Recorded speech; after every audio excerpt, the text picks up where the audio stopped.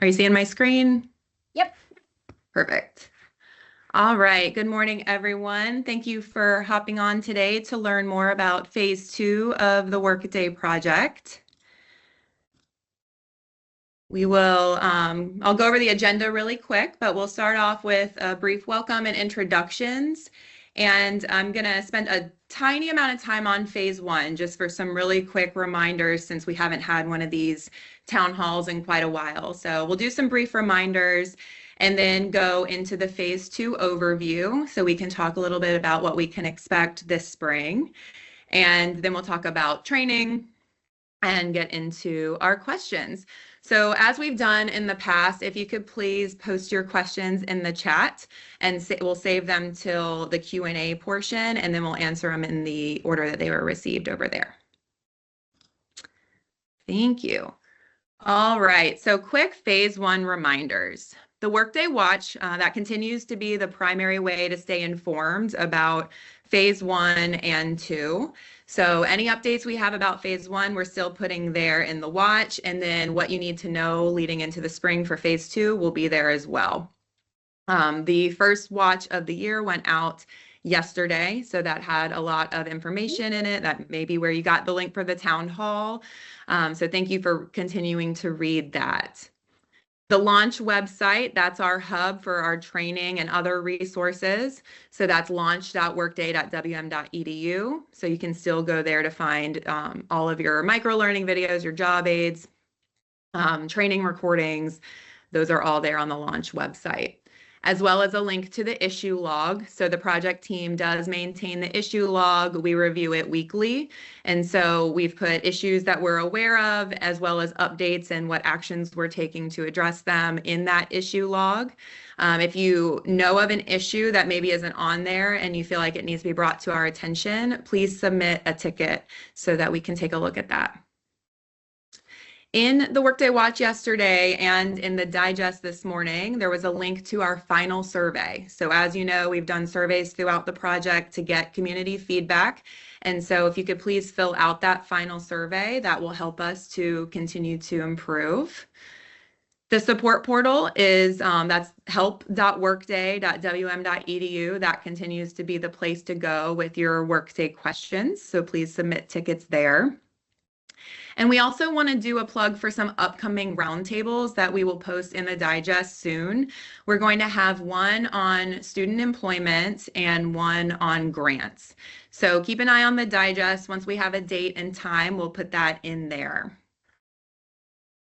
All right, so that's everything from phase one we wanted to remind you about today. So let's talk about what is coming this spring.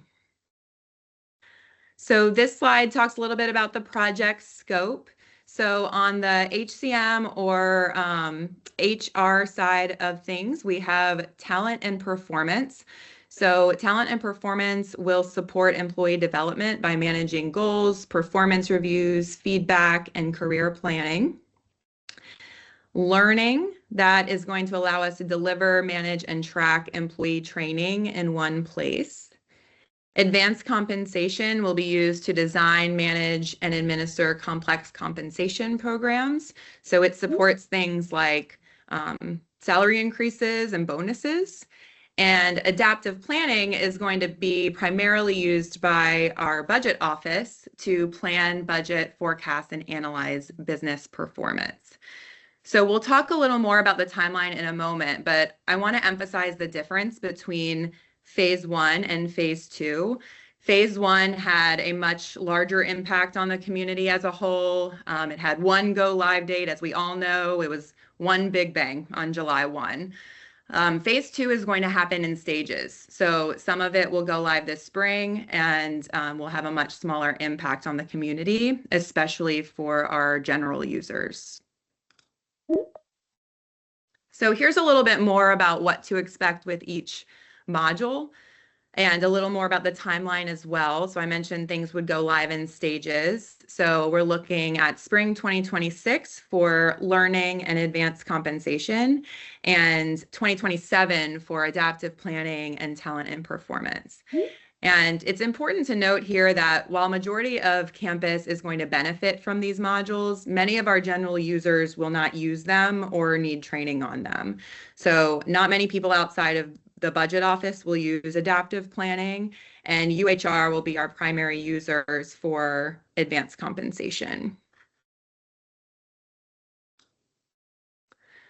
Okay, so let's talk more about the timeline. So as you can see, here we are already in January 2026. So we are in the test and train phase of phase 2, and we are on track. I mentioned talent and performance going live in 2027. So some of it will go live before then, but we won't need to use it until 2027. And we also know there's been a lot of change, and so that will give users more time to prepare and adjust ahead of performance reviews in 2027. So we will continue to use Cornerstone this year for performance reviews. All right, a little more on Cornerstone. So what's changing? Cornerstone Learning will retire this spring, and we will start using Workday Learning. But as I just said, we're going to use Cornerstone for performance this year. Some other homegrown processes will retire, like our merit processes. So annual merit process will be supported in Workday, and managers will use Workday for merit increases. Who will be impacted the most? So UHR and budget team members are definitely going to be impacted the most by these modules. They'll use them the most. General employees will do our training in Workday Learning, just like we did in Cornerstone Learning, but there won't be a huge impact, especially right when we go live for general users. And what will be brought over to Workday Learning. So your transcripts from Cornerstone will be brought over, but the training itself is going to have to be built in Workday Learning by our learning partners, also known as our Cornerstone admins. So they will be building the training in Workday Learning. And training, development, and delivery. So who needs training? So for learning, training is currently being developed, and some of it is actually taking place this week. So for any of our learning partners on the call who attended yesterday's training, big shout out to you all for attending, and a shout out to our learning team over in UHR for hosting such a great session. That was a big success. And there will be more sessions closer to go live for our general users. So we'll have in-person as well as virtual sessions. Job aids are currently being developed, as well as micro-learning videos. And the number is much less than phase 1. So we had to develop about 80 or so job aids for phase 1, and for phase 2, it's more like 25 or so. And a lot of those are for the learning partners and not so much for the general users. So it'll be pretty light for general users. We are looking for volunteers to test our job aids before they go live. So if you're interested in doing that, you can reach out to our training lead, Ghana Smith. You can just message her in Teams, but Ghana would love to hear from you. Okay, so I will take a look at the chat and see. I'll also stop sharing so we can actually see faces. And we'll start getting the questions answered. There's not too many, Erin. So Okay. Dan asked about a calendar year or fiscal year for adaptive and performance, and I clarified that it is the calendar year, actually, 2027. The project team will be working on some of that adaptive planning work before then, and also likely UHR will be building out the performance stuff, but we're not going to be using them till 2027. And Jesse asked about Workday Learning. So Workday Learning is meant to be the entire campus's platform, not just UHR. So everyone who delivers training, sorry about that. Everyone who delivers training to the campus will be encouraged to facilitate that training through Workday when possible. So it's for everybody. Yes, Regina. So merit for Workday. Well, faculty, somebody from HR want to jump in on that one? I mean, we're planning to do the employee merit process in Workday.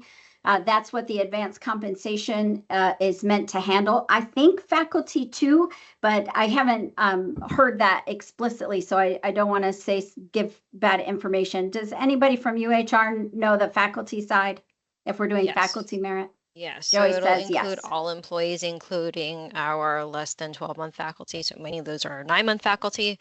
Some of the exceptions that we're trying to work out are people who are going on or returning from reduced FTE SSRL, which includes a lot of other benefit changes. So they might be like treated outside of the compensation merit process. So when we talk about advanced compensation, Erie, I'm hitting your question since we're on the subject. Kim, I'll come back to LinkedIn. Right now, as background, I'm going to describe how we do merit now. We pull a bunch of data out of Banner, slam it into Excel spreadsheets, divide those spreadsheets out 50 billion ways for every department head, share it with them in a secure folder. Who knows who they share it with in their offices? They I'm sure make 8 different copies in box folders in OneDrive, and we give them instructions on how to fill out this complex Excel spreadsheet and give it back to HR, who then meshes it all together and works with IT to cram that data back into Banner. We did it in Workday this year, and it felt about the same. We used EIBs to load that data back into Banner since we were hitting those salary increases very soon after go live, between the one-time bonus we got and then the actual salary increase. So what advanced compensation module and Workday brings to us is we can use an actual system rather than a bunch of tools that we strung together homegrown to facilitate the merit process. It's going to change. Those most impacted will be those department heads who are making the final decisions and approvals on what those compensation changes should be. There will be training, communication, documentation, lots of that will go out to those folks to support this change. And the planning for some of that is beginning now. So there will certainly be more communication and training. But from a general end user perspective, if you carve out what my role has been in Workday and IT, I'm as a supervisor, I contribute to that discussion with Ed, the IT CIO department head. He's the one who actually certifies that all of Team IT, what our increases are accurate, and passes that along in the workflow. And so those department heads, and off the record, I know there's some of you who work on behalf of that department head who will be the most impacted. General employees will not really engage with that process directly. Any people come off mic if anybody has a follow-up question on that? Let's stick with the advanced compensation and merit conversation until we're done, and then we can hop to something else.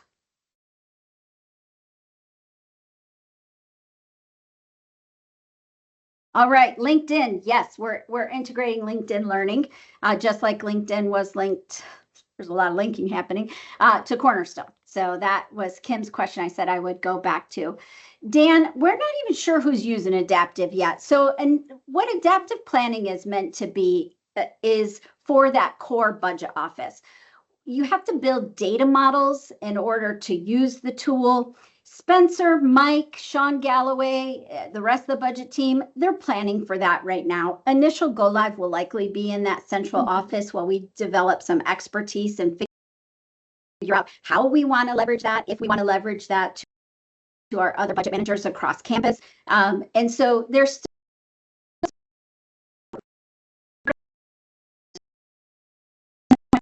so we can be prepared to make those decisions, have enough experience, and then build out those data models to support whomever else is going to be using it. So still pretty early in the adaptive implementation. We don't have all those answers yet. But when we determine who's going to be using it, we'll build those job aids. There will likely be in-person sessions or webinars where, training sessions for that small group of budget managers who do actually end up engaging with adaptive planning. Working learning for training students. Oh, go ahead, Erin. I was just going to read the next question in case people aren't following along in the chat. Okay. Yeah, Go but ahead. it was just about the learning platform being available to students who are also employees. Yeah, so one opportunity we have with Workday that we didn't have with Cornerstone. With Cornerstone, we had a license by headcount. And so when we first bought Cornerstone, fun fact, we didn't even license faculty. And we added 1,900 licenses on for faculty after that first year that HR was using Cornerstone. But with Workday, we have that new opportunity of being able to leverage it for student learning. I don't think that we've put a lot of momentum into building that out just yet because the focus for the short 6-month implementation is replacing what we have already. But I expect that as Wendy matures the platform for William and Mary, she'll be considering how that fits with our student training. I know there's a lot with labs and we've looked at different platforms, and so I think there will be some collaboration, not just with UHR, but with some of our partners on the academic side across the university to talk through what training, what requirements are we delivering to students, what's the best platform as we look across all of our learning management systems to see where those fit. But the good news is it is possible, and we can do it if we decide we want to. All right, Erin. All right, the next one is about Workday Student. So when will that begin to be phased in? Yeah, so a Workday Student, we kind of talk about that outside of phase 1 and phase 2. Just objectively speaking, William & Mary has not contracted with Workday for the student module yet. We're talking about that right now. We're exploring what an implementation would look like and who our partner might be for that implementation, but none of those agreements are official or signed, and there is some RFP activity. All of you have been involved in one of those. You like sign the dotted line that you won't talk about it, so I'm not going to say too much, but so if we talk about being phased in, the student project will come after phase 2. We're almost at the end of phase 2 here. When we think about spring, that's knocking on the door, and we'll kick off student pending those agreements and contracts some other time in 2026 after we go live with phase 2. But you can be sure there will be tons of announcements and communication and sharing information, just like we did in advance of phase 1, talking with the campus on what that student project will look like. All right, our next one is about merit process. So will the system for the merit process also be able to be used to gather the salaries and benefits numbers in order to include that in the budget process? I don't know the answer to that. I mean, the benefit numbers and the salaries, they're already in Workday. So we have some of that. How that relates to the merit process specifically, I'm not sure I have enough. I'm not sure what you're going for there, Nancy, if it's just trying to give a more comprehensive view of what the employee's earnings are before you make a decision about their compensation. I think we could probably achieve that with reporting if we designed what that would be. So if you want to come off mic and talk about that a little bit more, that's great, or we can talk about it after or on the side, whatever you prefer. Yeah, I think you did answer the question, Corinne. Thank you so much. I'm just trying to picture the 2 times in the year where we need to gather everybody's information in order to prepare the budget or to handle any of the distribution for merit increases. And I laughed when you were talking about all the things you did and crammed them into this system and that system and sliced and diced it, because that's how I have gathered that information in the past. And so I was just wondering if in Workday there's a centralized place so that we have all of our employee salary and benefit data in order to, offline make the decisions we want to make to, for the following year and so forth. So it sounds like yes, because in Workday we do have the salary numbers, but where I create just a Excel spreadsheet with the benefits calculations. And I really need to know what those are for the different classifications of, hourly or operational or faculty that we have Nancy, here. what I'd love to see is if you want to take one of those spreadsheets, you can remove the data, give us the column headings or the formulas, put a row of fake data in and send that in as a ticket on Get Help. We'll take a look and bounce that off some of the reporting that's available or planned with the custom reporting that our report writers across the university are working on, and see how they relate, and see if we can get, I suspect if you're doing that, many others are as well. And so I'd love for us to be thinking about what reporting might support the merit process if it's not baked into the process, because I do think we've done that old spreadsheet way the same way for so long, that this will be a change to those department heads, and I'm, it's a change. It's another change on top of a lot of changes. So anything we can do to help make that operationally easier, I'd love to be thinking about that now. So if you don't mind doing that as a ticket, we'll get that to our data team, and they can follow up with questions or say, yeah, we've already got this covered and it exists as this resource, or it's identified on the report tracker as this request, and close that loop. I love the idea. Great, thank you. That's amazing. Regina has a question about feedback. Regina, is this about your last question about this year's merit for professors being completed in Workday, or is this for general feedback? Okay, so it's about that first question. I think you could send that as a ticket to Get Help, so HR can read that and follow up with questions if they want to follow up. So you could also send it to the project account, but we're going to end up doing the same thing, so it gets tracked as a ticket. So it's probably better more efficient if you just put that in there, and then we can connect you right with UHR, and they can work with you on that. And since it's faculty, there might be some collaboration with the provost team as well.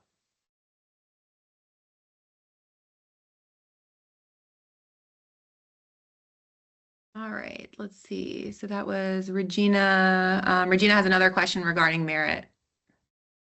Faculty are able to request an equity adjustment, for example, or perhaps just a seed to plant. How can the differences among units, say the way in which teaching is assessed, be uniform across units? Yeah, I think it's a great question that we put in front of our working group, our academics working group that has members from IT and UHR and the provost office, certainly Christina Iria, and get them thinking about that, maybe ask some follow-up questions. So that kind of all comes under that umbrella of faculty salaries, and that's a collaborative effort across the university. It's not one team that manages that. I will say, we had a lot of turnover during the project, both in the provost's office and within UHR. So we're revisiting some of the configuration and just looking at some of those business processes. Iria and Christine are super enthusiastic about really using the system to the advantage and making it as easy as possible for faculty and the department heads and admins, the team members who are supporting those faculty members.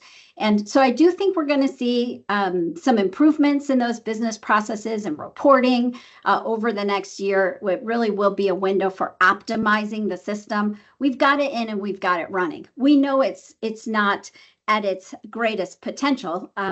We would have made this change long ago if it was one and done. If you listen to the president ever speak about this, she talked about investing in the platform and the tools to support the next decade or two of working at William & Mary, supporting the institution. And so we're just at the very beginning. I mean, we grew into Banner for 20 years. We grew into Chrome River for 10. And we didn't go live with how we closed those tools. And we're certainly not there with Workday. I know you're all feeling that still. We're all feeling it. The project team is, IT is, everybody is. But it's important that we take those frustrations and turn them into actions that we can actually look at and see how can we optimize, how can we improve, how do we revisit this. A lot of that project work was, actually making the change, but now we're here. I think Nick said it once. He's like, we built the house, now we got to move in and pick out the furniture and paint the walls, and that's what we're doing now. All right. So team, we're through the questions in the chat. Who else has something? It can be about anything, Workday. It doesn't have to be just about phase 2. We got the time. You got the attention. Let's do it. Living the dream, huh? Yeah. I'll let you get back at it. No need to hang out for nothing. So thank you for attending. 176 people. That's awesome. There was a reporting town hall before break that I was told would be recorded and I can't find it. We'll take that. PMO will take that and follow up on that and reach out. This is Kim. I have one question. Sure. So for the past job aids, are there anybody or is there any plans to go back and update? Yeah, so we've made tons of updates and we reference those updates in the chart of the job aids, I think, as well as calling attention to them in the Workday Watch.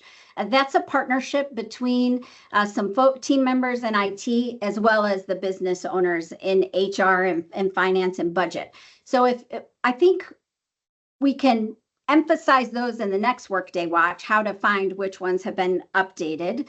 And Ghana, you can come off mute and speak to that so we have the information here. But also, if you find one that you think is wrong or your experience, maybe you're being asked questions in a workflow that don't match the job aid, so maybe we need to add more or make it more robust, certainly send those in as tickets because we want to get your experience and make those as helpful as possible. So let's work it both ways. You send us feedback and we'll try to share the information out. All right, Ghana, over to you. Thank you. Sure. Yeah, Corinne, I could not say it better. Kim, definitely, and anybody, what we love about our job aids is that we created them here in-house. So we don't have to call anybody up and say, can we add this and can we take that away? These are our documents. These are William and Mary's documents. So yes, Kim, a lot of people have submitted suggestions in the past.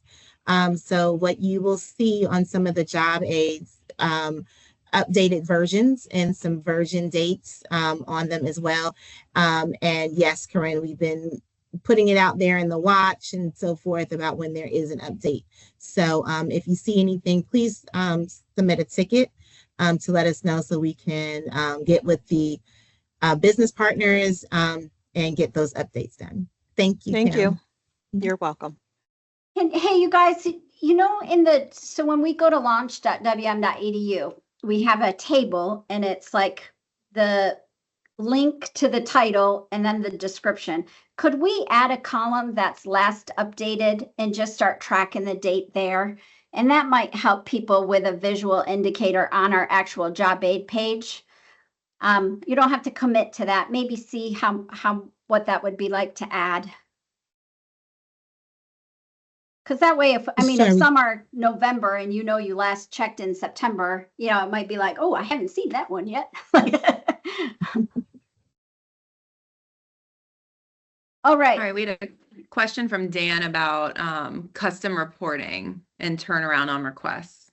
Yeah, so that's all over the board, Dan, and that is largely due to complexity and criticality. So if there's the data and analytics team might need to crank something out in 5 minutes because something's broken and they have to get it turned around for a critical business process. And there could be some reports we have where we're actually still working with a managed services partner or consultant to help us because our team is still continuing to develop the proficiency and the expediency, the speed to turn those around pretty quickly. So it really is all over the map. That's not a quick answer. I think what you can expect is that they're receiving the request, they are reviewing them. I would expect some back and forth dialogue about complexity and turnaround time. If that's not happening, let me know and we can work together as a team to figure out how we can improve that part of it. but it's difficult to say what, like, commit, we're going to have all custom reports done in 3 weeks. I'm not even sure we'd understand them in 3 weeks, if I'm being honest. So I do think that's really a spectrum of based on complexity and criticality.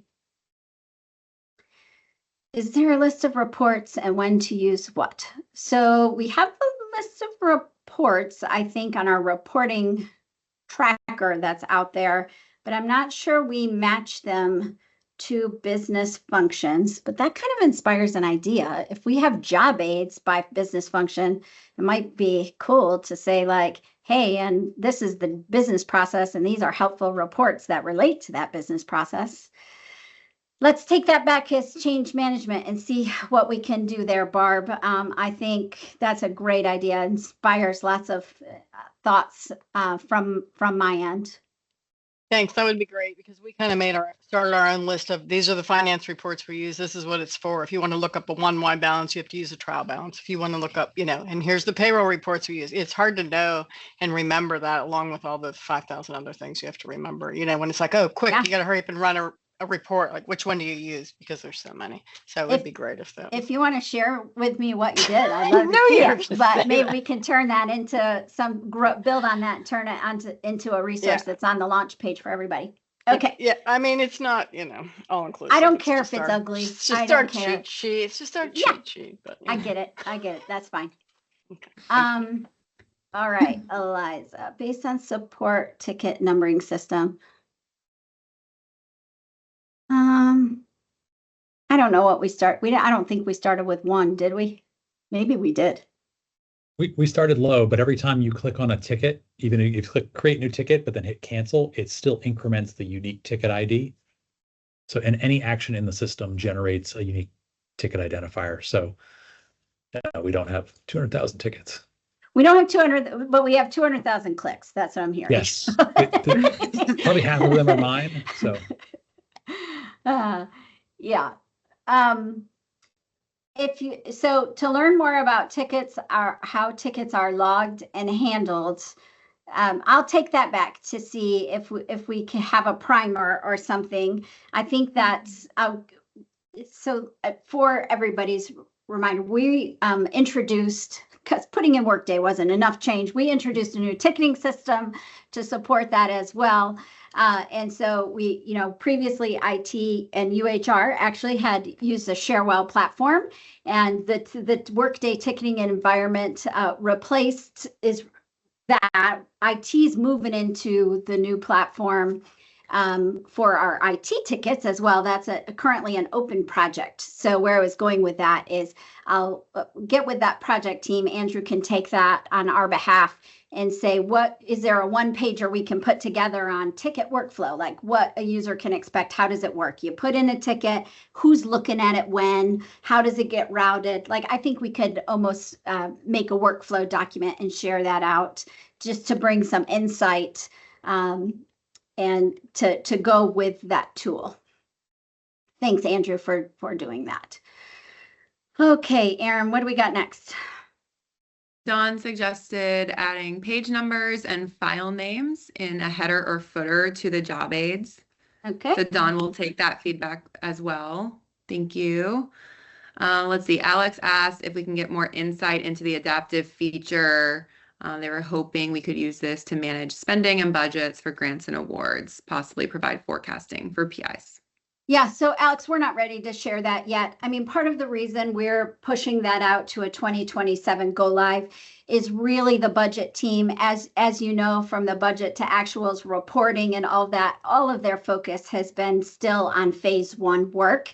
And so attention initially when we scoped the project, phase 1 and phase 2 were all scoped together, and we had planned to start adaptive and dig right in right after phase 1. And then when we got to through go live in July, and we better understood what the gaps were and getting you guys across campus what you needed to manage your budgets in terms of reporting and just those business processes, that's when the team decided to put adaptive on the shelf.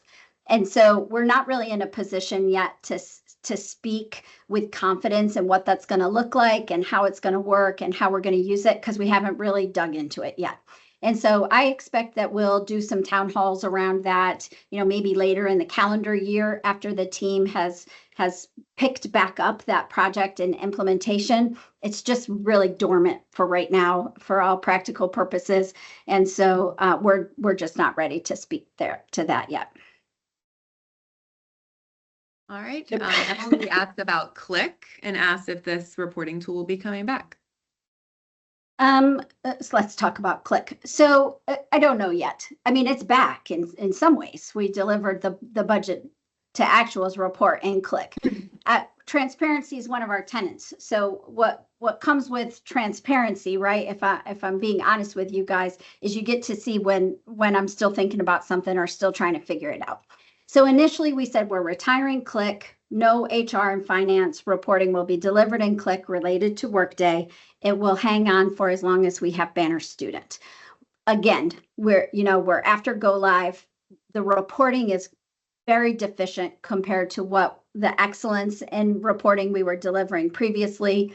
That wasn't really clear to us because we were all learning it. And, the vendor and our partners were like, oh yeah, native reporting will get you everything you need. Well, it didn't. And so we had to pivot and scramble and deliver. And when we thought about how to do that, we're thinking a few things. What can we get on the streets the fastest? Well, we already knew Click, right? So that reduced a burden there. And then as we thought about other tools, because lots of other platforms were suggested, I thought, I can't introduce one more change to people. Like if I'm like, yeah, we're giving you this new report, but you have to go learn Power BI to be able to use it, I think people's minds would have exploded. So we made the decision to deliver that solution in Click because I think it made the most sense. Are we going to do more? Maybe if we get in the same pickle that we were with budget. We're not planning to do that today. But you heard me 6 months ago say I wasn't doing any finance in HR and Click, and that's not true today. So the plan is still to eventually retire Click. I haven't been in a conversation where we talked about renewing that license long term and going all in. Will we use it if we get in a pinch and we have to put something in your hands? Maybe. Are we going to talk about that relative to student? Absolutely. We're going to learn stuff as we start that student implementation project that maybe we say, yeah, we need Click. Like, let's just commit now and we'll keep it around, or something different. Workday's continuing to innovate. That's why we're licensing them. I was on a call the other day and with our Workday partners, and they asked me if we wanted to be early adopters of another reporting Cloud Connect solution they have. Things are changing. We're learning as we go. So I didn't mean to obfuscate there. I really just meant to say, these are all the balls we have in the air. I'm happy we had Click to get that budget report out. I'm not sure we're going to use it again, but we might if we have to, or if it makes sense to do so. All right. Okay. Eliza noted about workflow documents that they'd love to see a hiring flow chart once the process is figured out. We've heard that quite a bit in roundtables and in feedback. And I think it's something that we would love to deliver, and we're exploring how to do that. But we just need to, figure out how to deliver that and how we want to put that together. I will take this time. I don't know if Priyanka and y'all are on the call, but I'm super excited to share that IT added 2 new members to our team to support Workday. Both have about 4 or 5 years of Workday experience, lots of certifications in FDM, and Priyanka's on the HR side, Neil's on the finance side. And so one of their primary tasks that now they started at the end of the month in December is to look at those BPs. And Workday allows you to export the BP. I actually think you guys could probably do that now. I think it's if you can run the BP, you can export it. It's really wonky and kind of clunky looking, but getting those into a format where we can share and add to them and supplement our job aids with some of that workflow. We definitely heard that feedback, like Erin said, and now we've got resources and experience to help us actually build some materials that I think will be worthwhile. So I don't want to say coming soon, but I want to say coming. We had some more feedback about job aids adding a last updated date. I'm sure Ghana noted that as well. James asked if Click is being retired, are we going to utilize Prism? Yeah, maybe. So they're a little bit different tools we've learned. Prism, exploring Prism is a phase 2 project. So the team is in the middle of doing that now. It doesn't bring the same feature set that Click does. So I don't think Prism, initially we thought Prism might be a replacement for Click. I don't think it will.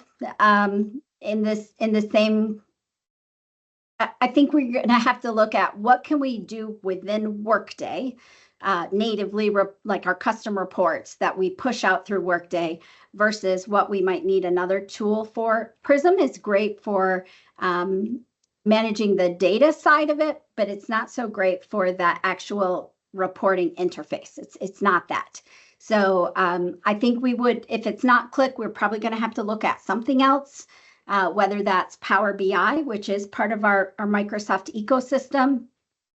From a business perspective, I can say our Microsoft license, well, actually, Andrew, now I need to compare it with Workday. Before Workday, Microsoft was our most expensive license that William and Mary subscribed to from a purchasing perspective. And so maximizing our value there is important to, like, we really should do our due diligence to say, what can we get out of that Microsoft ecosystem and license before we license something else? And I'm sure you've heard IT say that all over the place. If you put in a procurement request and we come back and we're like, hey, have you tried bookings? Or, hey, have you tried Teams? You sure you need Slack? You can't use Teams for that? That's why. It's not because it's our, everybody in IT's favorite. That's not the case. It's because it's what's best for William and Mary is to maximize the value of that license. So there's a lot of exploration of Microsoft Fabric and Power BI that's also happening at the same time relative to reporting and what a roadmap looks there. And the steering committee for Workday will come to that decision together. But the groups involved are kind of preparing and researching and analyzing to make, outline what the choices are and what the consequence of those choices are. Shout out to Britt. Thank you, Eliza. That's nice. Our last question is from Dan, asking if there's any chance adaptive never gets used. It sounded somewhat like it was a trial thing at this point. It's not is there a chance it never gets used? Sure. There's a chance. There's a chance that you're never going to use it. I think there's a chance that it might just stay within the budget office because we determine it's not really meant for some of our department level budget management or even some of those other charts apart from, what the William and Mary budget. I would say that, but then I'm thinking about the foundation. So maybe Dan there, but it's not really a trial. It's just part of the project we haven't started yet or started in earnest. And so that's where the unknown comes from. Not that I think, and Spencer, if you want to come off mute, I think what we know about it, we just haven't been able to implement it because we've been so busy doing the phase 1 stuff still.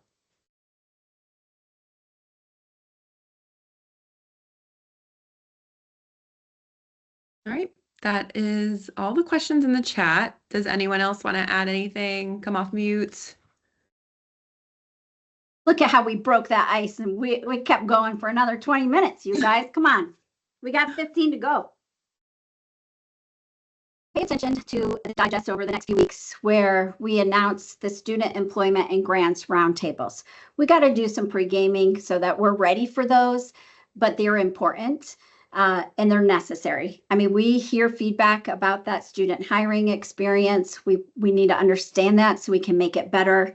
In the change management meeting today, we talked about how do we take the sentiment and, the overall frustration and turn that into action items that we can actually follow through on. And I know those are two areas that we just don't feel like we're on solid ground as a university yet. I'm sure there's others as well. You know, we're still getting some feedback in travel, and we're starting an optimization engagement with Workday to help us look at our travel configuration to see what additional opportunities there are, even though LaDonna has already made a billion changes to make that better for everybody. But I think the grants in the student employment, it'll be super helpful to collect from you specific items or areas like this click, you know, this part of the workflow, it's inefficient, it's wrong, it's taking too long. So that way we can actually bring real change.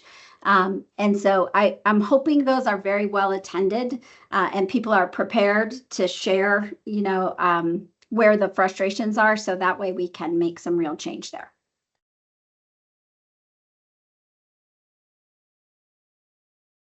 All right, well, we can go ahead and wrap up. If you have any other questions, you can submit them to the support portal.